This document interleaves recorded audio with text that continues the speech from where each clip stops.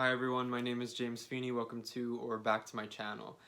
Today I wanted to come on and have a little ramble about sacred spaces just because it's been something that has been on my mind. I've been working on my sacred spaces and it seems as though a lot of different aspects or callings to sacred spaces and investigating them have been pervading my life. So I thought I would just speak on it. I think we'll just see how this goes, and I also thought I might take you guys through my working altar back here. I showed you guys my Sacred or Divine Feminine altar not too long ago, although it's changed a bit since, and I recently redid my working altar where it's kind of multi-purpose, a lot goes on there, and I would say it's the altar I use a bit more. So I think after I ramble for a few minutes, or at least we get to talking about sacred spaces, then we'll head over there if you guys are curious about watching that. So if you're really just looking for the altar tour, you can skip forward, but before we get into that, I thought I would just speak on the importance of sacred spaces and we can have that dialogue, because I think that we don't speak about that enough. I think that it's something that we all know in a way, or we have these spaces and we hear people talk about them, but we don't really think about the importance of them, or sometimes they fall to the wayside, or we don't put as much value into them as we do, say, other tools and aspects of our spiritual life. We put emphasis on, say, the items, the crystals, the decks or tarot and oracle and our journaling, but the actual space that we function within and potentially do those things, we aren't speaking about that as much, and how we go about creating that and what we do within that and what it means to us. So for me, sacred space is vital. Believe it or not, so I have my Divine Feminine altar, which you can't see, but it's just over there. We have the working altar here, and then very much directly behind you is my big tarot table, and it's all in one room, and it's my bedroom. And this is not a very big room. So this entire room to me is a sacred space, and it's not a big area, but I've really capitalized and filled it with what's important to me. So it's not even just one table. To me, this entire room is a sacred space. We have my bookshelf here, which the upper portion has a lot of decks on it, but the lower portion, which you can't see as much of, has books on it. I have my closet back there, which is partially clothing, and then there's more decks, there's arts and crafts things, there's a lot going on in there. My memory boxes, which are sacred to me, and it's funny that even my tarot table, it's big, but it's a dresser with a flat top, and inside of the dresser I have clothing, but yet on the top I do tarot. So I really try to make the most of the space that I have, and I even have all of my jewelry laid out on a little end table that feels very magical to me. Those are almost like my talismans, and I go to that table and they're all nice and laid out. So yeah, and this room is not very big. I don't know how to give scale. I would say it's maybe 10 by 10 in feet. Uh, maybe it's more than that. I would say no more than 12 by 12 though. So it's not a big room. And then there's a closet, which is a decent size. But yeah, I consider this entire room my sacred space, and I make the most of it. And yeah, that's what I've got going here. And I think that sacred space is so important to me, to have a place that I can retreat to that feels like it's entirely my own, where I feel like a creator and somebody who is in a place that is completely safe and under my jurisdiction to an extent, and it feels very much like it reflects me, so I can see myself and almost center myself through the things and the way that I've created it. If I'm feeling out of alignment with myself and I come to the sacred space, I can look at what's going on, I can remember what I do here, I can turn to that, and it can give me a better sense of self. So a big part of sacred space for me is identifying with myself and interacting with my sense of self, or who I am as a person or a being. So I tend to use it as a form of expression, which I think is really, really key for me. And at different times it looks differently, and I find that to be very interesting. I should be better about documenting that, actually, because that would be cool to look back at the different phases these aspects of my sacred space go through, because it's constantly shifting, and I enjoy changing it. And when I have really big upheavals where I clean it and rearrange things, that's also fun for me, and it gives me an idea that there's some sort of change taking place for me. So it is almost an externalization of who I am, and I can almost use it as a diagnostic and also an anchor so diagnostic of where I am and an anchor to draw me back to who I am.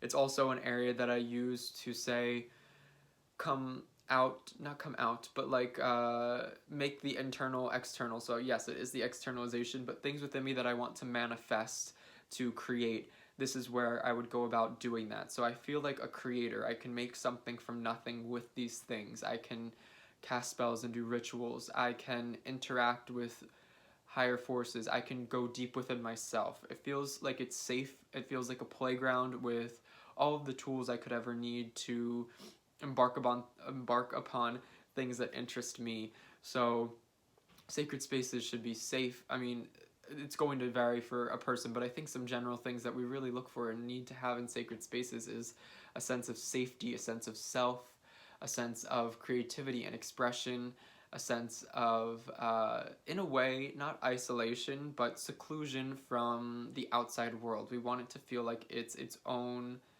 thing. If it's in the middle of a busy area where we don't feel like we have it to ourselves, or it's not really ours, or we have to almost work with it conditionally or under time constraints, that can be a bit difficult. That's not to say that that's more of a luxury to be able to have that kind of space, but at the same time, I think trying to make that, and it's something that we would hope for, it's the ideal when we're thinking about sacred space. So yeah, and then capitalize on your space. I'm within a very small room, and I've made very concerted efforts, and I am blessed in that. Blessed, lucky, whatever you want to say, just the terminology. But I'm fortunate that I have a family and have people in my life and live in circumstances where, one, all of this is accepted by all of the people around me, and two, I have at least this space, and that I have the ability to do what I want with it, and for that to be accepted, and to have these things that I've gotten for myself. So I am very fortunate in that. It doesn't have to look a certain way or be a certain thing. It doesn't even have to be magically minded, tarot minded. It can be a nook in the corner where you drink your tea. It can be an area that's just an open room, and maybe you really like the minimalism or lack of things going on because it makes you feel tranquil. Sacred spaces are whatever you want them to be, and that's the beauty of them. They're for you. So to me, a sacred space is vital. It's something that I treasure, and I assume, or at least think, that a lot of people who might be viewing these videos interact with or have some sort of sacred space in some capacity. So I think that reflecting on that, a lot of my journaling actually has been speaking on my sacred space, and I've taken a lot of time to hone it in a way that feels like it is reflective of who I am now, but also where I would like to go in the future as a human, as a person, where I want to take my practice, where I'd like my life itself, my life path to go. I want my altars or my sacred space overall to reflect that.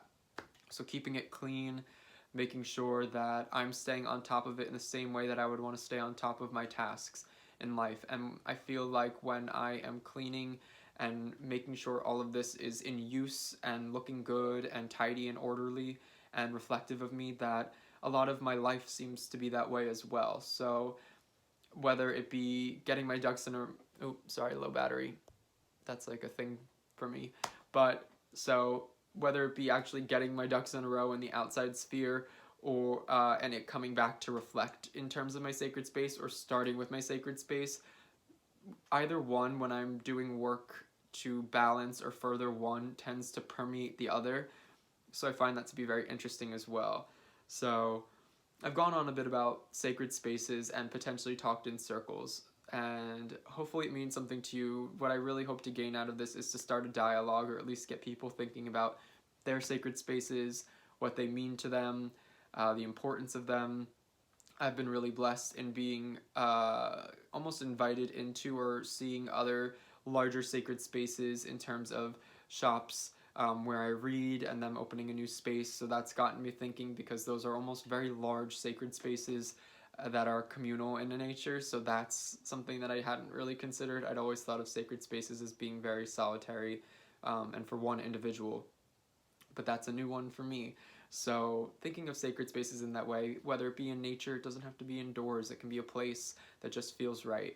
And now I will take you over to my working altar, just give you a little bit of a tour, quick run through. It hasn't been set up to look super nice, so this is really impromptu. It is just as it is sitting currently, so I will take you guys over there. Hi guys, so now we are here at my working altar. I will start to take you through, and we will start from the right because we're pointed a little bit more in that direction. So first I'll start with, well, behind here we have a piece of driftwood. It's rather large, and I will sometimes use it as one might use a wand. I recently lost my old wand when I moved from my apartment back home.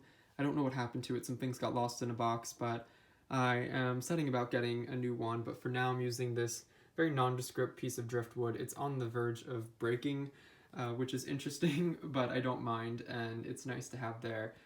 For those who don't know, I live pretty close to the ocean, just a few minute drive. It's really just, I'm pretty much right next to the ocean geographically, so I find these things at the beach. There are a few things on here that I actually obtained myself from the beach. So next I have a dried bundle of lavender, and this just felt like a nice spice up. When I cleaned my altar around that time, I was at the grocery store and these were being sold, and it's really nice. I've used some of them in workings, and it can be a bit messy actually when these pieces break off, but it's really nice to have just the lavender, and they smell really nice. The different stalks, they smell very nice, or branches. So there's that, and it's nice and wrapped up, and it just feels like a nice little floral element to spice things up. Now moving down, here we have my, I guess this would be one of those like see no evil type of monkeys, and he has sort of, I don't know if they're actual gemstones, but going on his stomach. He sits flat, and I put him on this corner. I found him at a secondhand shop, and I just thought he was really nice, and I believe he's made of wood. So he's really nice, and it makes me just feel like he's warding off and protecting me, well, warding off negativity and protecting me from things. So he's just nice to have, and it felt right to put him there. Then I have a smoky quartz point sitting right here, and I feel like this absorbs excess energies, negative energies, and I actually use it a lot in workings as well. It's one of the stones that is most active in my practice, and I don't keep a lot of my stones on my altar anymore, but this is one that will likely be around for the foreseeable future.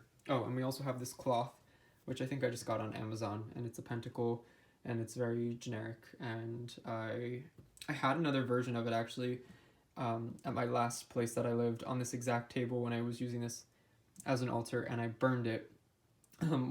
Various things happened, and it got burn holes in it, so I got a new one. Speaking of burn holes, we are more conscientious. So this is actually a plate.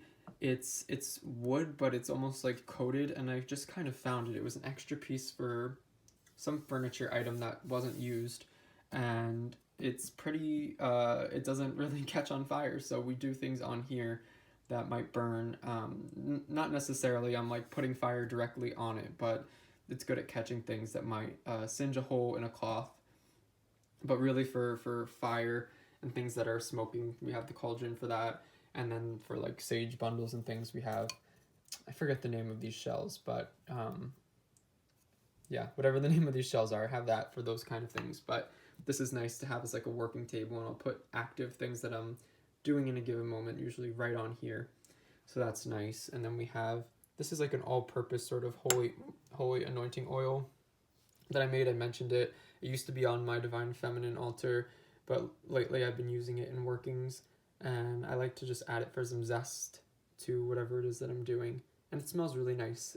The clove scent is really what's strongest in here, so that's nice. And we have my soapstone pentacle down here. Really basic one. It was just a couple bucks. You can get them, they're everywhere. But yeah, so that's my symbol of earth here. Then we have this little guy. I'm not really sure what he is. I'm calling him a gargoyle, and I like gargoyles. I have another gargoyle, but he's not up here. But this one, I'm not exactly even sure what the stone he's made of. He's made of some sort of stone, and I got him in Italy, and I just like to keep him out here. We also have my little inspiration board. It's a bit sparse and thrown together, but I made them with my friends around New Year's, and I cut out some things, and we were just talking a lot, so I didn't actually get and spend too much time on it, but it felt right, and there's an aspect that feels very fiery and awesome to it, and something that's earthy. It was really based around magic, and I feel like the elements really at play here are earth and fire. For some reason, that's how it came together. So I keep it here.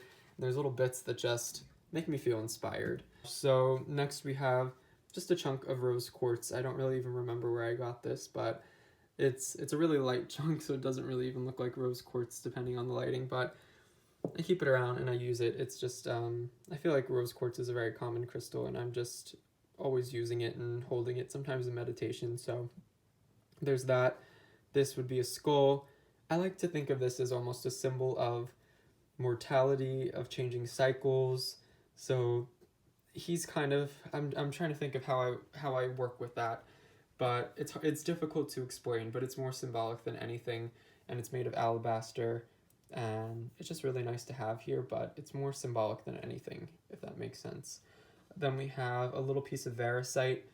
Variscite is one of my favorite stones. I just really like, it's a heart-centered stone, but something about it feels very calming, and this piece in particular, variscite usually doesn't come in very big chunks, and it can be a bit pricey and rare. So even this little chunk was not very cheap, but I like having it out, and it just, I don't know, this one called to me, and so it's sitting out here right now at this moment. And then this is smoky quartz. It's a lot more clear than, say, this guy.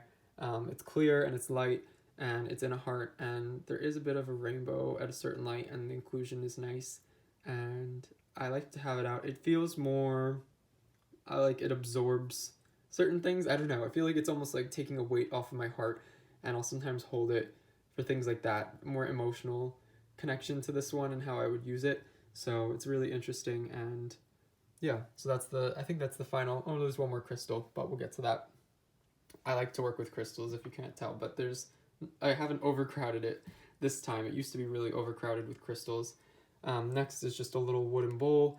We filled it with salt for the earth, and I will use salt in various things, and it's nice to have on hand. It's very, it just feels very grounding and protecting, and salt plays a big part in a lot of different things that I do. We have a mortar and pestle. I forget the stone that this is made of, but I just like the green quality. It might be granite, but I could definitely be mistaken with that. So yeah, and I'll use this for herbs and different workings as one would for a mortar and pestle. It's kind of self-explanatory. Then we have this, whatever that shell thing is called. I feel like I'll probably maybe put a title or something, maybe not, where I put a smudge stick. I don't use smudge sticks and things as much these days because the smoke can be really irritating for me. I think I've talked about that. So I do a lot more sound cleansing and clearing and all of that. But occasionally I will, and so this guy's just sitting there until he gets used. This would be an incense burner, better for cone incense, but I think it has, it's more meant for cone incense. And again, one that I don't use too often, and I just kind of have different stalks of things in there, and sometimes I'll put flowers and various plants, and I'll just have them sticking out, so it's almost like its own little vase, but a lot smaller than a vase. So yeah, that's what I use that for, and it's made of soapstone, the same as the pentacle, just darker. Then we have a chalice. This one is, I believe, ceramic and glazed and painted, and I found this one at a shop in Pennsylvania, and I really liked the blues and browns and the rich and deep color tones, and I think it has whoever made its signature or something on the bottom. I'm not sure, but I use it to kind of symbolize water. And I don't have an athame per se on this altar at the moment, just like I don't have an official wand, because again, both of those got lost in the mix when I moved, but I'm setting about acquiring both of those because I do miss having them. And so yeah, next we have this piece of labradorite, which I think I've mentioned in favorites video, I think, but yeah, it's a piece that I got from my sister for Christmas. I like this color tone. I like labradorite when it's this lighter color, even when it's not reflective, when it's that light color. And then this part that's like almost like a green, and I just really like the way it reflects and this color tone. So, and it's a nice size, and I'll carry it around and use it for various things and draw on it for power because I think it's a very magical stone. So next we have this pen, and or the fountain pen, and the pad of paper, and I like to have this out because it makes me I've tried to create an accessible space, a space that I can come to very quickly and just be here for a moment. I don't have to sit here for 20 minutes or half an hour or an hour doing something complex. So I'll come here and I'll sometimes write ideas, and I like to think that I only use this pen here. It's a nice fountain pen, and I invested in it purposefully for this. For those who don't know, I do enjoy writing. I went to school for that, and I have been doing a lot of sigil magic, so I will scribble things down on here, words, symbols, things that come to my head in a moment, and sometimes I'll return to them later and use them in a working or create something more formalized. And I have kind of nice parchment underneath here where I would use that for something more official, but this is almost like a brainstorm workshop area that's meant to be in a moment's notice and ready for me whenever I feel inclined. So at least I'm doing something, even if it's just a few minutes at the altar. We went through the chalice. Here's my cauldron, or a cauldron. I have another one, a bigger one, at the Divine Feminine sacred space or altar. This is more of the working cauldron, and I will burn things in there. So a lot of this is like fire magic or just aspects and things that I would combine and burn, or just mixtures of various things. So that would all go on in there as cauldrons would. In the lid, these are my chimes, which I would more so use for clearing or dispelling energies or reharmonizing the space and centering, as opposed to, say, a sage bundle or something like that. Next, here's where I would do just stick incense for the most part. And a lot of times, actually, what I'll do, especially since I'm sensitive, is take a small one or break a piece of one, put it in and light it, leave the room for maybe 20 minutes to a half an hour while I'm doing things, and I come back and the room smells nice, but it's not necessarily filled with smoke and actively agitating me. So I will light the incense sometimes, just little bits, when I'm running around but not in the room. So that's been working for me. And then we have this basket, which is made of wood, and I think it was my aunt's friend that made this, and she gave it to me. And it's just this nice little almost boat-looking bowl, and I filled it with things that I found at the beach, and stones and sea glass and shells that looked interesting. This one, I'm not going to fully pull it out, but it kind of looks like a crescent moon, and this one has these really cool striations on it and in it, and we have some sea glass in here and various shells, so that's really cool. There's a small piece of driftwood that kind of fell to the wayside back there, I guess, so it's hanging out back there. And then I have this painting on a piece of wood, or a carving. Well, it's not a carving, but the wood is kind of carved. And I got this at a garage sale for just like $1 or $2. And it reminds me of almost like Demeter or Persephone, just this really strong feminine force that is protective, overseas, brings abundance.